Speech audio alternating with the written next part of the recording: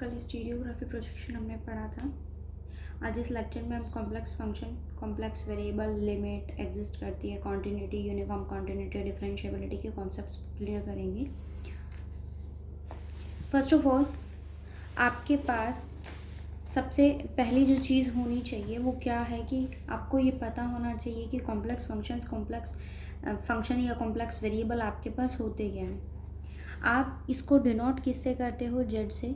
ये general value है कि जेड की वैल्यू जो है वो मेरे पास क्या होती है? एक्स प्लस आयोटा वाई होती है।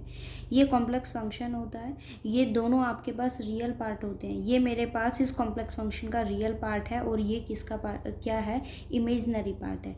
एक्स और प्लस आयोटा वाई, जेड की वैल्यू आपके पास हमेशा क्या रहेगी? एक्स प्लस आयोटा वाई रहेगी। एक्स और वाई दोनों आपके पास में क्या होते हैं कि रियल होता है, लेकिन आपके पास ये वैल्यू किसी का मल्टीपल होती है? आयोटा की। ये रियल पार्ट, अगर मैं इस जेड की बात करूं तो वो उसका एक्स उसका रियल पार्ट है और वाई उसका क्या है? इमेजनरी पार्ट है। दूसरी चीज़, मेरे पास जो एफ ऑफ जेड होता है इसको हम किससे डिनोट करते हैं? डब्ल्यू से। और इसकी वैल्यू आपके पास क्या होती है? यू प्लस आयोटा वी होती है। ये u और v दोनों आपके पास जो है वो किसके फंक्शन होते हैं? दोनों कैसे होते हैं? u और v दोनों कैसे होते हैं? आपके पास रियल फंक्शंस होते हैं। कैसे होते हैं? रियल फंक्शंस होते हैं। रियल फंक्शंस होते हैं किसके? Of x and y. दोनों किसके फंक्शन होते हैं? रियल फंक्शंस होते हैं of x and Y.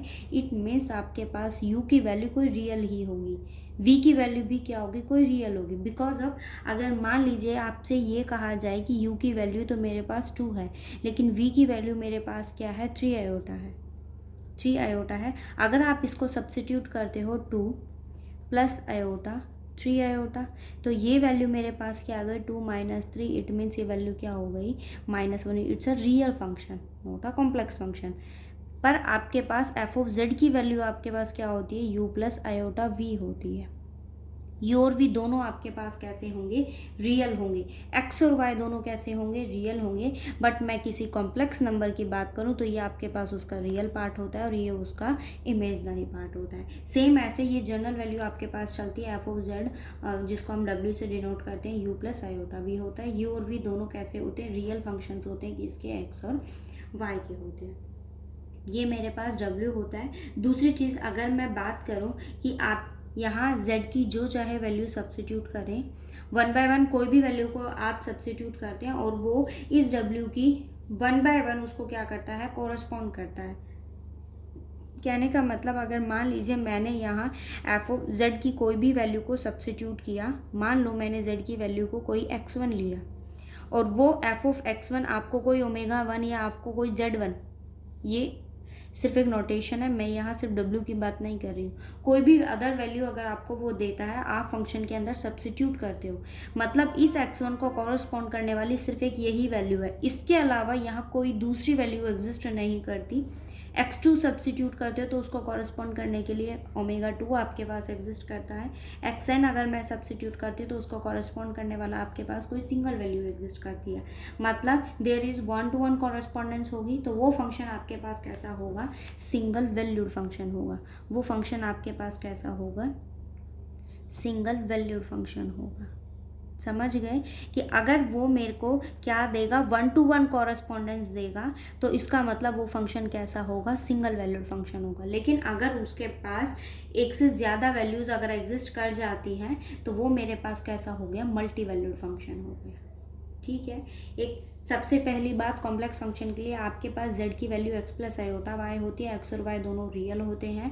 Omega के w की अगर मैं बात करूँ तो वो जनरल हमने क्या लेते हैं? एफ ऑफ z लेते हैं। u प्लस आयोटा भी इसको ऐसे डिनोट करते हैं, मतलब x आपके पास u को, मतलब अगर मैं इन दोनों फंक्शंस की बात करूँ तो रियल पार्ट आपके पास क्या है? u x और u है, और इमेजनरी पार्ट की अगर हम बात करें तो वो क्या है? y और v है।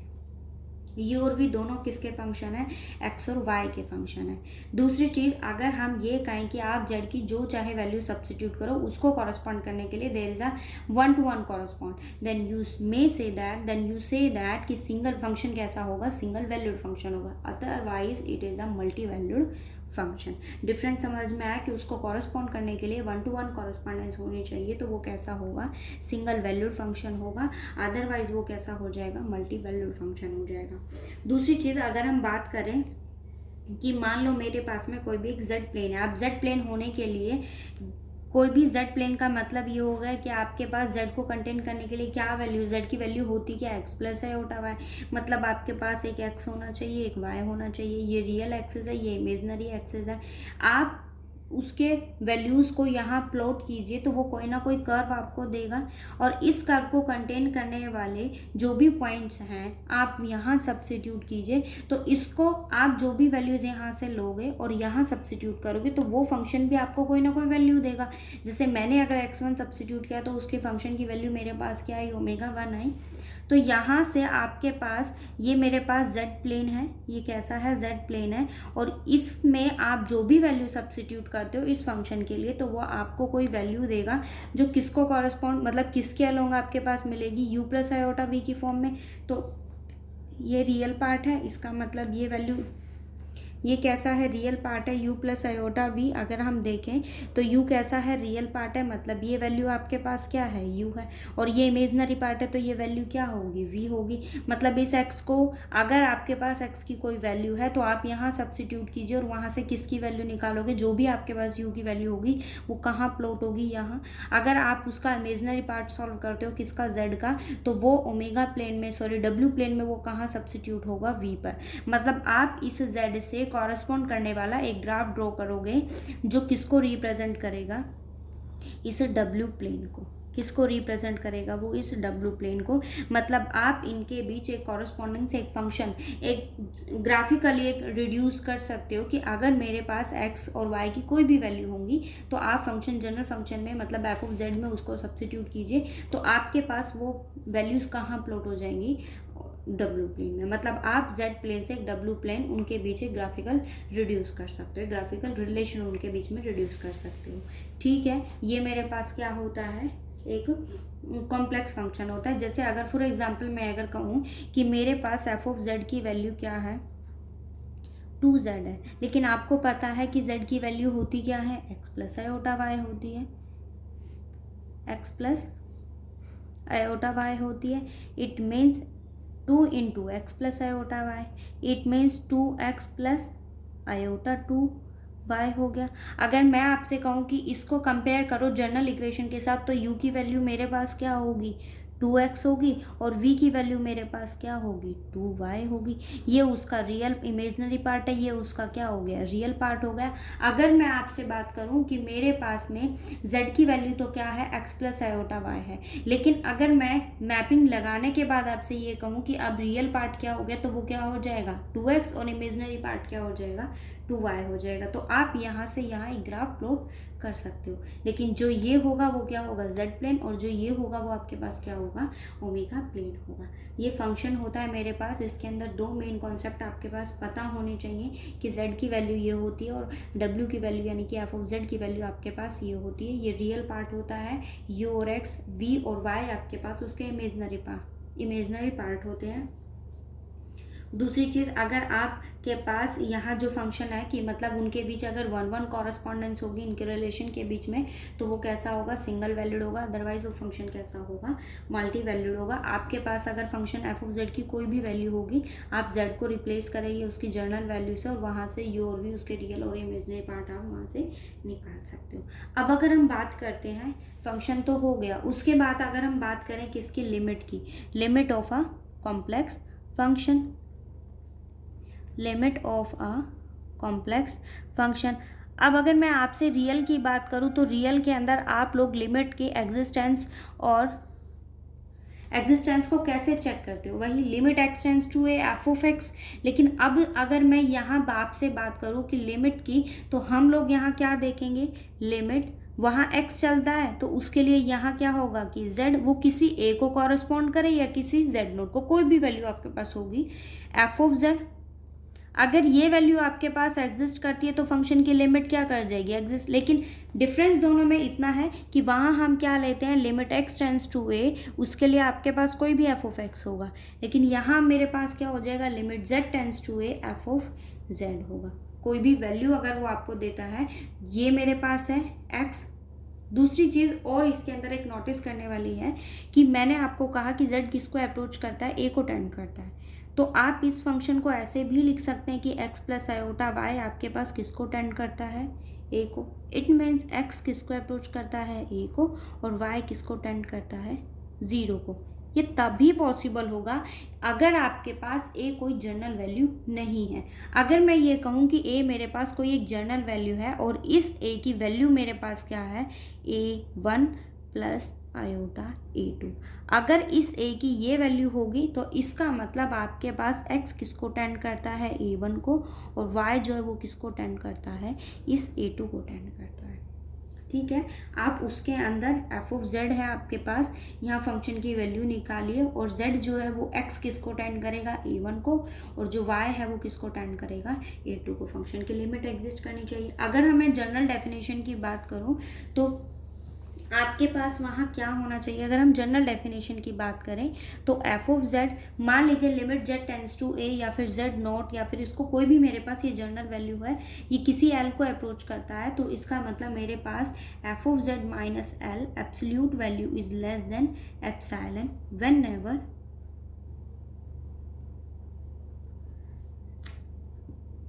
z माइनस, मैंने यहाँ क्या कोड लिया है, a, तो लिमिट की definition z minus A is less then 10।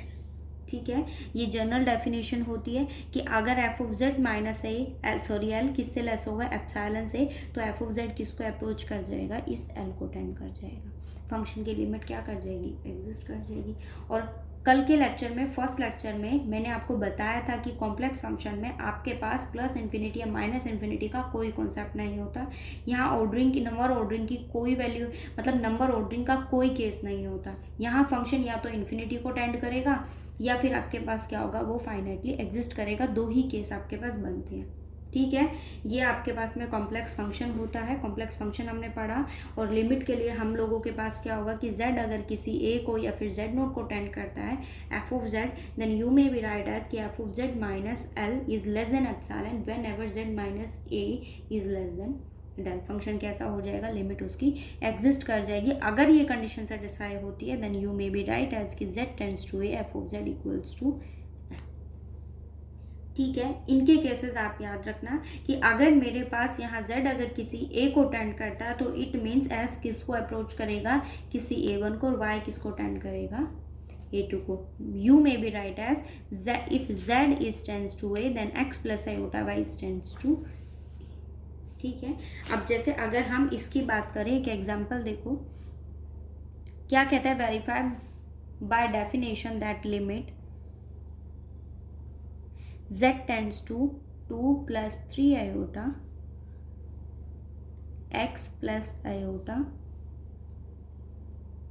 x plus y square equals to 2 plus 11 iota.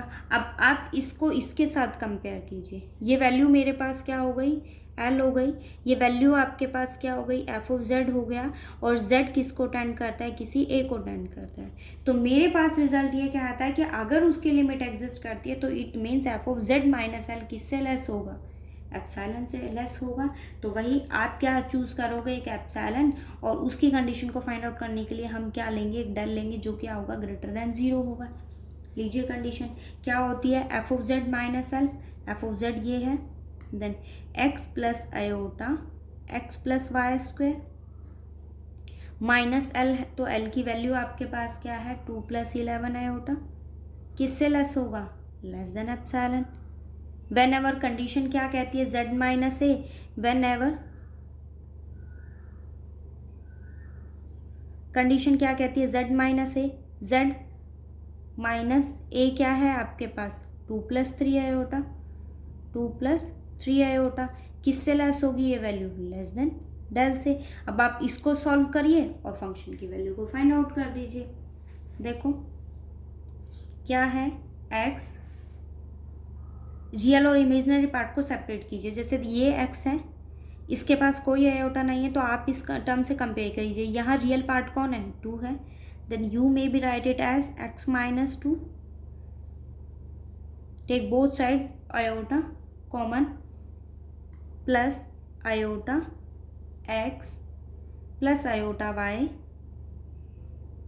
X plus iota y x plus iota -2 then plus iota y square minus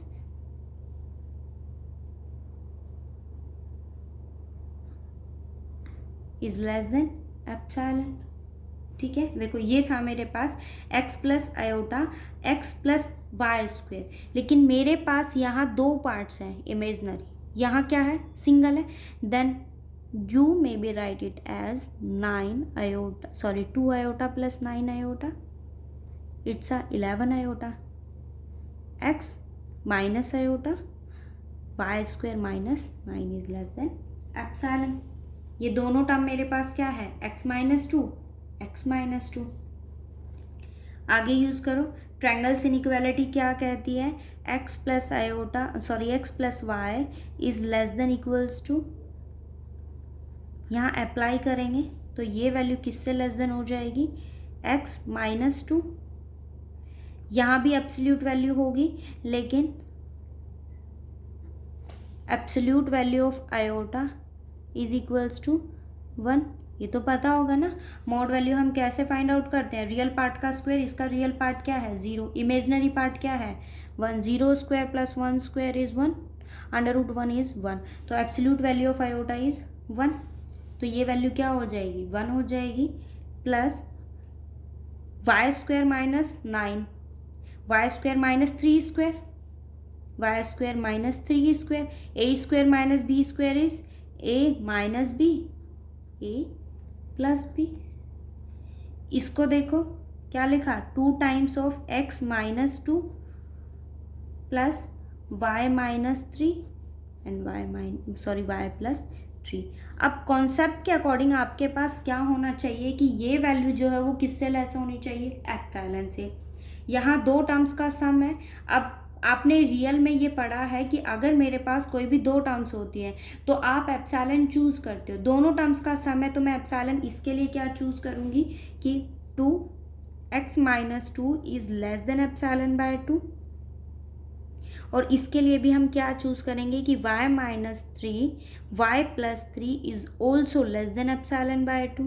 इन दोनों, इसको less than epsilon, इसको less than epsilon, 3 terms होती तो epsilon bye 3 epsilon bye 3 epsilon bye 3, तीनों का सम करते हैं तो क्या आ जाएगा एप्सिलॉन। यहाँ दो टर्म्स है एप्सिलॉन बाय 2 एप्सिलॉन बाय 2, दोनों का सम करेंगे तो वैल्यू किससे लेस हो जाएगी, एप्सिलॉन से लेस हो जाएगी। इसका मतलब आपके पास जो ये फंक्शन है ये वैल्यू लेस देन एप्सिलॉन, तो ये फंक्शन की वैल्यू किससे लेस हो गई, एप्सिलॉन से। अगर ये एप्सिलॉन से लेस हो गया तो इसका मतलब फंक्शन मेरे पास कैसा हो गया, उसकी लिमिट कैसी हो गई, एग्जिस्ट कर गई। अब आपको इन दोनों के लिए कंडीशन चूज करनी होगी। जैसे देखो ये मेरे पास क्या x-2, it means x-2 is less than epsilon bye 4।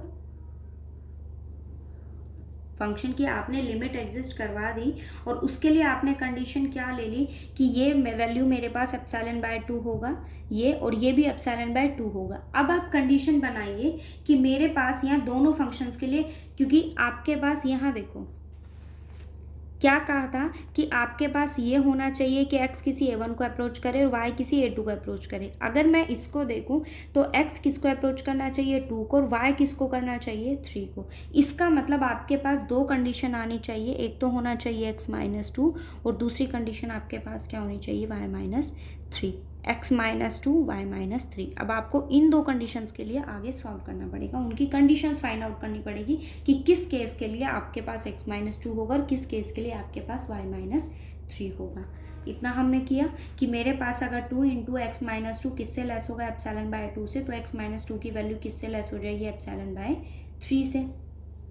अब आगे की कंडीशन देखें तो मेरे पास यहाँ क्या है कि y-3 प्लस y-3 किससे लेस है आपके पास एप्सिलॉन बाय 2। तो ये तो तभी होल्ड होगा ना कि अगर मेरे पास ये वैल्यू किससे लेस हो जाए, लेस देन 1। अगर ये वैल्यू लेस देन 1 हो जाती है तो ये कंप्लीट फंक्शन आपके पास किससे लेस हो जाएगा, एप्सिलॉन बाय 2 से। अब कंडीशन सिर्फ मुझे किसके लिए फाइंड आउट करनी है, इसके लिए। मतलब मैंने ये कि इन दोनों का प्रोडक्ट मेरे पास एप्सिलॉन बाय 2 से लेस है। ये तभी पॉसिबल होगा अगर आपके पास ये वैल्यू किससे लेस हो जाए, 1 से लेस हो जाए। तो कंडीशन देखें y+3 के लिए कि ये y+3 है, इस y+3 को हम कैसे लिख सकते हैं, y-3 + 6। लेकिन आपने ये कंडीशन अभी यहाँ ट्रायंगल्स इनइक्वालिटी लगाई है, क्योंकि मैंने रेस्ट्रिक्शंस किसके लिए लिए, इसके लिए ली है। और वो रेस्ट्रिक्शन मैंने क्या लिया कि y-3 किससे लेस होगा, 1 से। यहाँ देखो ट्रायंगल्स इनइक्वालिटी अप्लाई करते हैं तो y-3 + 6, इसका मतलब आपके पास ये वैल्यू किससे लेस है, 1 से। 1 + 6 इट मीन्स ये किससे लेस हो गया, 7 से लेस हो गया। अगर ये वैल्यू 7 से लेस हो गई, लेकिन ये किससे लेस लिया, इसकी रेस्ट्रिक्शन मैंने 1 से लेस लिया। अगर ये 7 से लेस है तो दोनों वैल्यूज़ मेरे पास किससे लेस हो जाएंगी, एप्सिलॉन बाय 14। इट मीन्स आपके पास y+3 की कंडीशन किससे लेस हो गई, एप्सिलॉन बाय 14। मतलब अब आपके पास दो चीज़ें एग्जिस्ट कर गई, एक तो वैल्यू ये हो गया और एक के लिए मैंने रेस्ट्रिक्शन ये लगा। देखो इसको ज़्यादा ओवर थिंकिंग नहीं करना, सिर्फ एक कंडीशन इस चीज़ का ध्यान रखना कि जनरल जो मैंने आपको बताया कि f(z-l) इज़ अगर लेस देन एप्सिलॉन है तो आपको सिर्फ यही कंडीशन फॉलो करनी है। हमने वही कंडीशन फॉलो करी कि आपको इसको लेस देन एप्सिलॉन लेना था। प्रॉपर वे में रियल और इमेजिनरी पार्ट को मैंने सेपरेट किया। यहाँ से ये दो कंडीशन मैंने ली क्योंकि दो टर्म्स का सम था, तो ये वैल्यू भी लेस देन एप्सिलॉन बाय 2 और ये वैल्यू भी मैंने क्या ली, लेस देन एप्सिलॉन बाय 2। दोनों का सम किया तो वो किससे लेस आ गया, एप्सिलॉन से। अब इन दोनों के लिए कंडीशन मैंने क्या लिया कि अगर ये लेस देन एप्सिलॉन बाय 2 है तो इट मीन्स x-2 किससे लेस होगा, एप्सिलॉन बाय 4 से लेस होगा। अब इसे देखो, ये इन दोनों का प्रोडक्ट मेरे पास किससे लेस लिया मैंने, एप्सिलॉन बाय 2 से। कोई भी वैल्यू होगी, ये आपको भी पता है कि एप्सिलॉन और डेल आपके पास में स्मॉल क्वांटिटीज़ होती हैं, ठीक है। ग्रेटर देन 0 होगा बट लेस देन क्या होगा, 1 होगा। तो मैं इसके लिए कोई ऐसी रेस्ट्रिक्शन नहीं लूँगी ना जो किस क्या होगी, ग्रेटर देन 1 होगी। तो इसी वजह से मैंने इसको क्या लिया कि y-3 मेरे पास क्या होगा, लेस देन 1 होगा, ठीक है। अगर इसके लिए मैंने रेस्ट्रिक्शन लिए कि ये वैल्यू क्या है, लेस देन 1 है, it means y+3 you may be write it as y-3 + 6। Triangles inequality apply है, y-3 + 6 ये वैल्यू किससे लेस है, 1 से। 1 + 6 it means this value is less then 7। अगर ये वैल्यू लेस देन 7 है तो इट मीन्स दोनों का प्रोडक्ट आपके पास किससे लेस हो जाएगा, एप्सिलॉन बाय 14 से। अब इस फंक्शन के लिए आपने दो कंडीशन फाइंड आउट की है, एक है रेस्ट्रिक्शन 1 और दूसरी रेस्ट्रिक्शन आपके पास क्या है, एप्सिलॉन बाय 14। तो बस आपको यही मेंशन करना होगा कि x-2 के लिए मेरे पास क्या कंडीशन है कि वो किससे लेस होना चाहिए, एप्सिलॉन बाय 4 से। फिर चाहे वो कुछ भी हो, लेस देन एप्सिलॉन बाय 4 होगा लेकिन वो, ठीक है। और इसके लिए हमने क्या कंडीशन फाइंड आउट की है कि y-3 आपके पास जो है, ये कंडीशन हमने किसके लिए फाइंड आउट किया, ये वैल्यू आपके पास में क्या दे रहा है, y-3 के लिए दे रहा है, क्योंकि y+3 की तो आपने कंडीशन क्या ले ली, 7। अगर वो 7 से लेस है तो वो वैल्यू आपके पास क्या हो जाएगी, एप्सिलॉन बाय 14, ठीक है। तो आपके पास y-3 के लिए क्या कंडीशन आ गई कि या तो वो क्या होगा, लेस देन 1 होगा, या फिर वो क्या होगा, एप्सिलॉन बाय 14। और मैक्सिमम क्वांटिटी होती नहीं है, एप्सिलॉन कैसा होता है, स्मॉल क्वांटिटी। तो मेरे पास इसको मैं क्या लिखूंगी कि ये किससे लेस होगा, minimum of 1 and epsilon bye 40, ठीक है। ये दो रेस्ट्रिक्शंस हमने फाइंड आउट किया। बस एक ये रिलेशन आप हमेशा अपने माइंड में रखना कि किसी भी फंक्शन के लिए अगर आप उसको लेस देन ए ले रहे हो या a1 a2 आप चूज़ कर रहे हो तो उसके लिए एक रेस्ट्रिक्शन मिनिमम तो चूज़ करना पड़ेगा कि वो क्या कंडीशन सेटिस्फाई करे कि उससे पहले वाले हर टर्म्स के लिए वो क्या कर देगा, उसको सेटिस्फाई कर देगा। तो दो टर्म्स हमने यहाँ चूज़ किया, एप्सिलॉन बाय 4 और एप्सिलॉन बाय 14, ठीक है। अगर वो y-3 के लिए लेस देन 1 है तो y-3 पर अगर वो लेस देन है, लेकिन आपने y+3 के लिए क्या कंडीशन निकाली कि वो क्या है, 7 है, तो आप उसको यहाँ सब्स्टिट्यूट देखो कर भी सकते हो।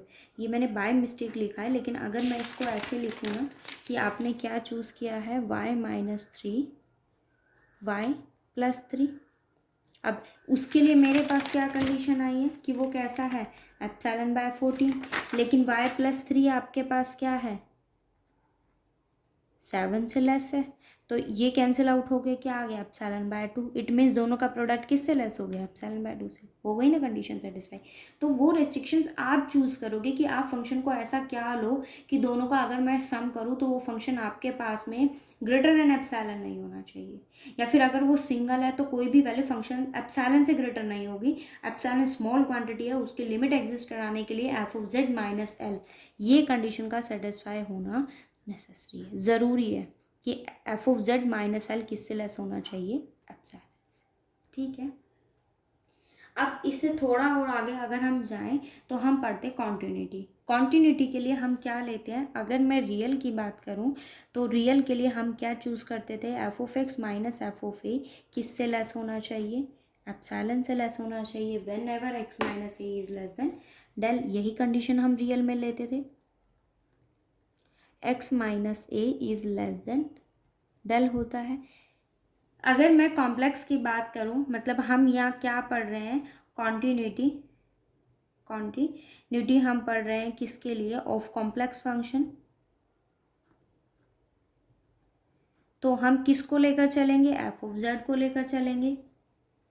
एफ ऑफ जेड को अगर हम लेकर चलेंगे तो मैंने यहाँ क्या लिया, आप रियल के कॉन्सेप्ट से चलिए। अगर आपको रियल के कॉन्सेप्ट अच्छे से क्लियर है तो कॉम्प्लेक्स इजीली वे में समझ आ जाएगा। ठीक है, तो कॉन्टिन्यूटी ऑफ कॉम्प्लेक्स फंक्शन की हम बात करें तो उसके लिए आप क्या लोगे, एफ ऑफ जेड।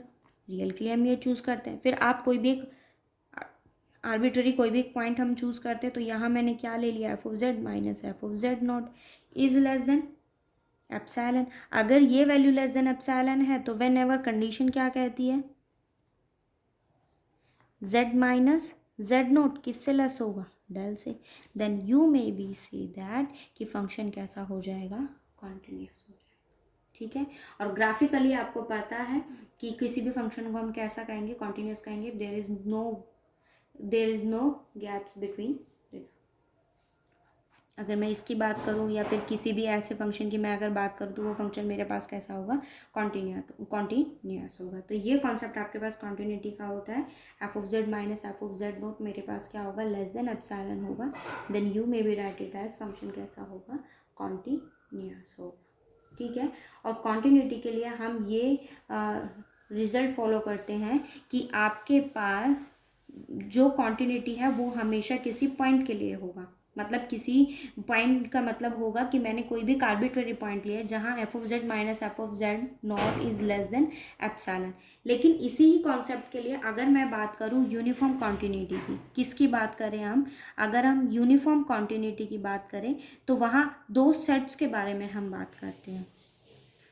ठीक है, यहाँ हम किसी सेट के लिए एफ ऑफ जेड तो हम ले रहे हैं, लेकिन उसके लिए हम क्या ले रहे हैं, कोई भी एक पॉइंट ले रहे हैं, एफ ऑफ जेड नॉट।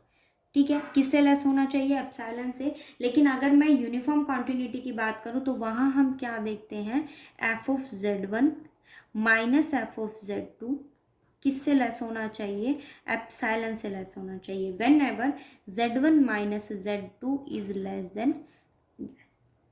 ठीक है, तो यूनिफॉर्म कॉन्टिन्यूटी और कॉन्टिन्यूटी के लिए सिर्फ इतना डिफरेंस है कि हम वहाँ कॉन्टिन्यूटी किसी पॉइंट पर बात करते हैं कि function you may be say that कि फंक्शन कैसा होगा, कॉन्टिन्यूस होगा at a point Z not पर। लेकिन अगर हम यूनिफॉर्म कॉन्टिन्यूटी की बात करें तो वहाँ हम किसी दो सेट्स की बात करते हैं, या फिर आप ये कह दीजिए पेयर ऑफ अ पॉइंट होगा मेरे पास, तो f of Z one minus F of Z two less than epsilon, then you may be say that कि फंक्शन मेरे पास कैसा होगा, sorry not a may be, must be say that function कैसा होगा, यूनिफॉर्म कॉन्टिन्यूस होगा।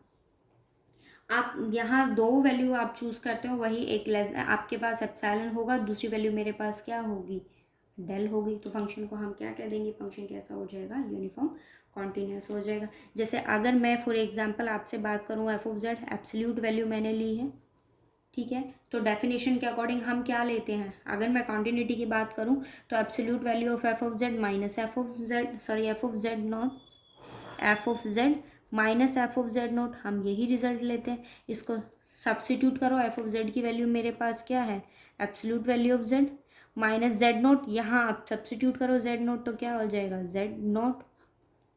ठीक है, अब रिजल्ट क्या कहता है कि absolute value of a minus b is less than, किससे लेस देन इक्वल होता है, ए माइनस बी से लेस होता है।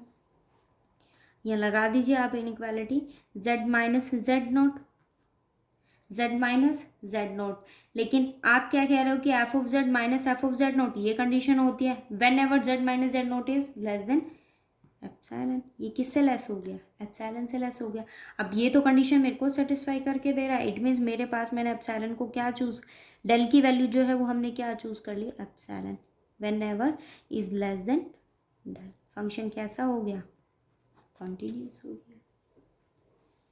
ठीक है, तो आपके पास में यहाँ ये है कि अगर दूसरी चीज़ जैसे देखो फॉर एग्जांपल, अगर मेरे पास हो कि एफ ऑफ जेड की वैल्यू आपके पास क्या है? जेड कॉन्जुगेट है। अगर जेड कॉन्जुगेट है आप रिजल्ट लगाइए, हम क्या लिखते हैं? F of Z minus F of Z naught, Z conjugate Z not conjugate. Absolute value की हम बात कर रहे हैं, तो अगर एब्सोल्यूट वैल्यू में हम जेड कॉन्जुगेट निकालें या फिर जेड निकालें, दोनों वैल्यूज़ हमेशा क्या रहेंगी? सेम रहती हैं, दोनों की एब्सोल्यूट वैल्यू होगी। तो ये मेरे पास क्या आ जाएगा? Z minus Z naught. किससे लेस ले लेंगे? एप्सिलॉन से। Whenever Z minus Z naught is less than del. Function कैसा हो गया? कॉन्टिन्यूस हो गया। ठीक है, तो कॉन्टिन्यूटी के लिए हम एट अ पॉइंट बात करेंगे, लेकिन यूनिफॉर्म कॉन्टिन्यूटी के लिए हम किसी दो सेट की बात करेंगे, Z1 Z2। आर्बिट्ररी कोई भी दो वैल्यूज हम लेंगे यहाँ, F of Z1 minus F of Z2, तो हम क्या कह देंगे? फंक्शन मेरे पास कैसा हो जाएगा? यूनिफॉर्म कॉन्टिन्यूस हो जाएगा। ठीक है,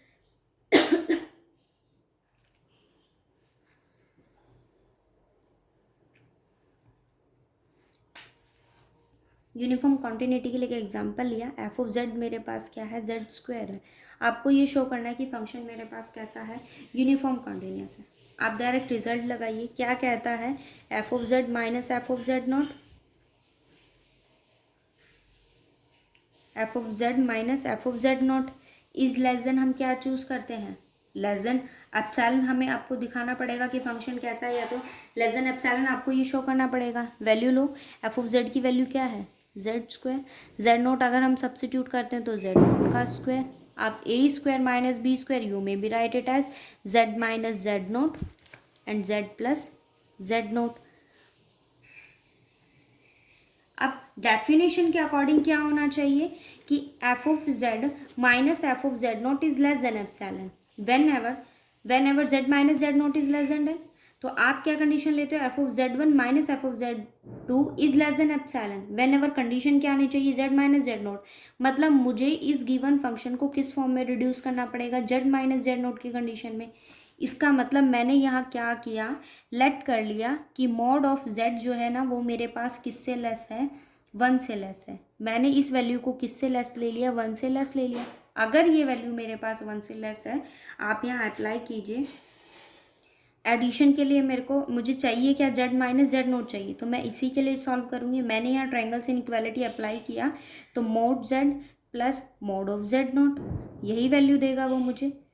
ठीक है, ये क्या आ गया? Z minus Z note.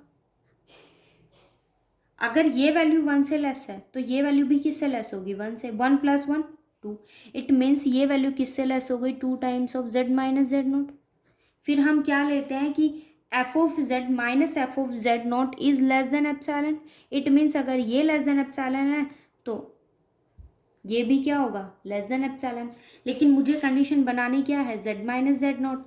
Extra कौन है? 2, उधर ले जाइए। तो Z minus Z naught is less than epsilon bye 2। तो ये फंक्शन मेरे पास मतलब Z square minus Z note square is less than epsilon when Z minus Z naught is less than epsilon bye 2। मतलब मैंने चूज कर लिया कि ये वैल्यू मेरे पास किसकी होगी? डेल की।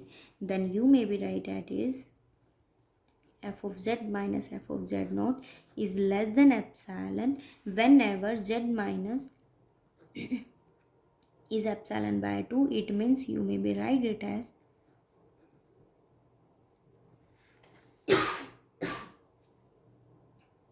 is less than that। Function कैसा हो गया? यूनिफॉर्म कॉन्टिन्यूस हो गया।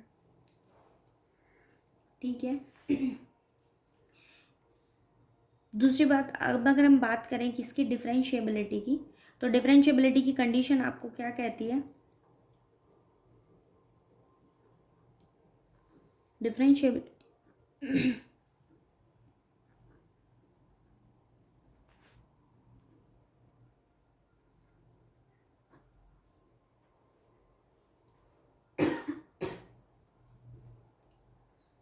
Differentiability of a complex function. Real function के लिए हम लोग क्या लेते हैं, f of x minus F of x naught over x minus x naught. Function कैसा हो जाएगा, डिफरेंशिएबल। तो यहाँ मैंने क्या लिया, f of Z minus F of Z naught, z minus Z naught and limit z tends to z naught. ये definition मेरे पास किसकी है, डिफरेंशिएबिलिटी की है। या तो आप इसे ये कहिए, f of Z minus F of z naught over z minus Z naught किसके इक्वल होगा, limit z tends to z naught is equals to f dash z naught. It's may be written as, ठीक है।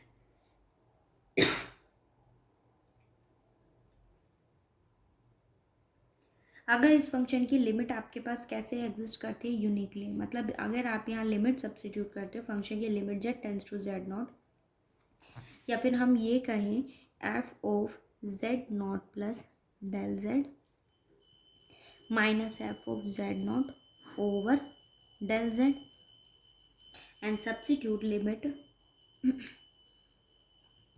Del z tends to zero.